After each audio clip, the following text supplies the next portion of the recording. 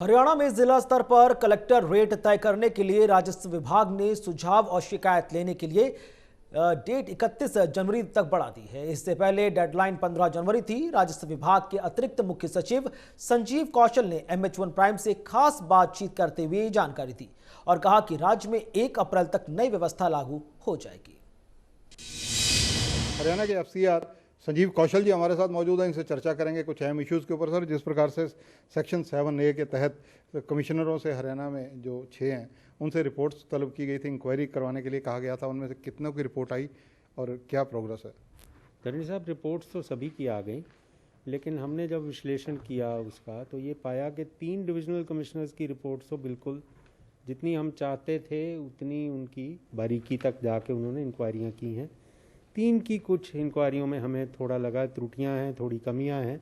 उसको पूरा करने के लिए अब फिर हमने हेड ऑफिस से कुछ टीम्स को रवाना किया है ताकि वो उन डिविजन्स में जाके वो सारी चीज़ें खुद देख के उसकी कंप्लीट करें इंक्वायरी, और 1 हफ्ते में वो भी पूरी हो जाएगी। सर, जो हेडक्वार्टर से टीम भेजी गई है उसमें किस स्तर के अधिकारी शामिल हैं?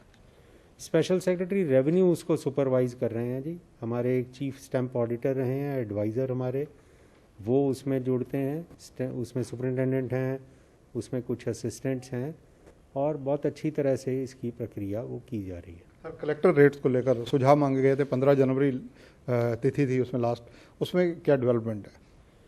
उसमें हमने ये देखा, डिप्टी कमिश्नर्स के साथ जब हमारी वीडियो कॉन्फ्रेंस हुई सोमवार को कल, तो हमने ये पाया कि कई ज़िलों में हमारे पास उपयुक्त संख्या में सुझाव नहीं मिले। उदाहरणतया फरीदाबाद में केवल 6 सुझाव आए, एक ज़िले में केवल 1 सुझाव आया हुआ था। तो हमें ये लगा कि शायद वहाँ पर अच्छी तरह से पब्लिसिटी नहीं हुई, या लोगों में उस तरह का एक तरह से उसके बारे में सजगता नहीं थी। तो हमने इसको 15 दिन और बढ़ाया, 31 जनवरी तक का समय दिया लोगों को। कलेक्टर रेट की ज़रूरत क्यों पड़ी? ये क्यों काफ़ी देर से ये ऐसा सुना जा रहा है कि ये मामला हरियाणा में कलेक्टर रेट निर्धारित हो ही नहीं रहे थे। कई जगह पर रजिस्ट्रेशन जो होती है वो रेट आम आदमी, कई आदमी सोचते हैं कि मैं स्टैंप ड्यूटी बचा लूँ, टैक्स बचा लूँ। वो तब होता है अगर वो जितनी कीमत है उससे कम मूल्य में अगर रजिस्ट्रेशन करवाने की कोशिश करें, तो उससे स्टैंप ड्यूटी, क्योंकि वो परसेंटेज होती है, वो कम हो जाती है।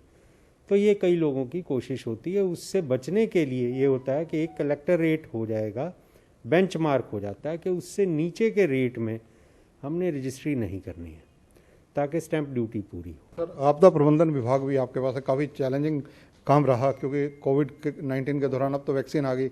अब जो है, जो आपके विभाग की जितनी भी इसमें वर्किंग रही, लोगों ने तो इसको सराहा ही है।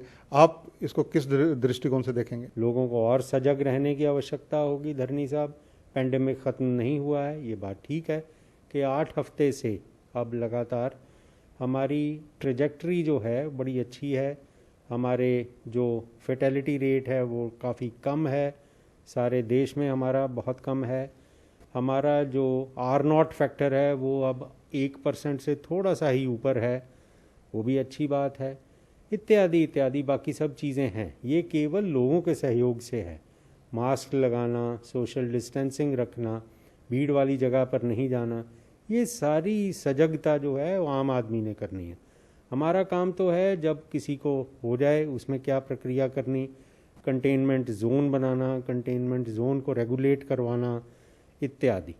वो सारा रेवेन्यू डिपार्टमेंट, हमारा आपदा प्रबंधन का जो सारा हमारा डिप्टी कमिश्नर फील्ड के, हमारे रेवेन्यू डिपार्टमेंट के अधिकारी हैं, वो इसमें जुड़े रहे हैं एक पहले दिन से ही।